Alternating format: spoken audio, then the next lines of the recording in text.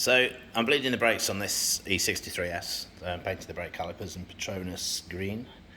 Doesn't look that colour in real life. It looks a bit different, but hey ho. So anyway, I just thought I'd show you the piece of kit that I use for bleeding the brakes. So this is a Sealey pressure vessel.